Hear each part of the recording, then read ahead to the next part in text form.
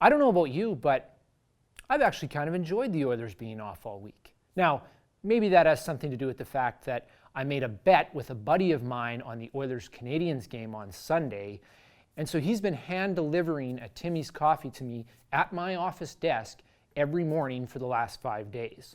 And I've won Roll Up the Rim twice, so it's actually 7 coffees and counting. Yes! So with no hockey games to watch while I've been drinking all this coffee, it's given me an opportunity to formulate my thoughts on a certain Oilers player that I didn't even have an opinion of when the Oilers acquired him. Adam Larsson. Prior to the Oilers trading for Larsson, I had literally seen him play a grand total of 5 times. And to be perfectly honest, I didn't really notice him. Not because of anything he was or wasn't doing, but because I have always found the Devils franchise to be incredibly boring. You're boring, everybody! Quit boring everyone! Even when they were winning cups with guys like Stevens and Niedermayer and Brodeur, they were such a snooze fest. But now that I've had a chance to see him play 55 games with the Oilers, I can tell you, I like this player a lot. Here's why. What I expected from Larsson when they picked him up in the trade for Hall was for him to play a very simple game. As a guy coming in who was going to be scrutinized very closely and judged by the fan base every time Hall picked up a point, he would be wise to not draw a lot of attention to himself. And for the most part, he's done just that. He doesn't goof around with the puck. If he's in his own zone and he doesn't have a play, it's just off the glass and out. But the one attribute of his game that has really stood out is how physical he is. Now, I don't mean he's flattening guys all the time, although he has rocked a few players. I mean he is consistently physical. He is always engaged in a physical battle with his check.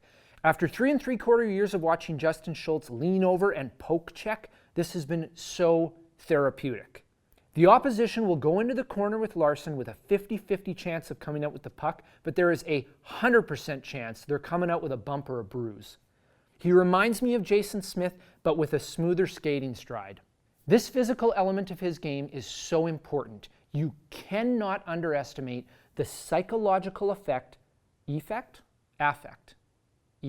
have to look that up after. The psychological impact this has on the other team's players. Whether consciously or subconsciously, the opposition forwards are going to hesitate before going into the corner or standing in front of the net.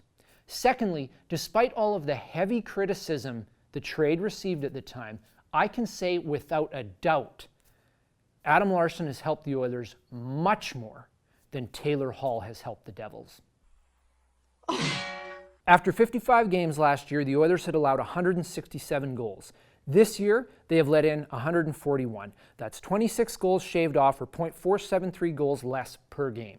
For a team that has played 27 one-goal games and only lost 5 in regulation, that is a major difference. After 54 games this year, the Devils have allowed 153 goals. Last year, after 54 games, they had allowed 128.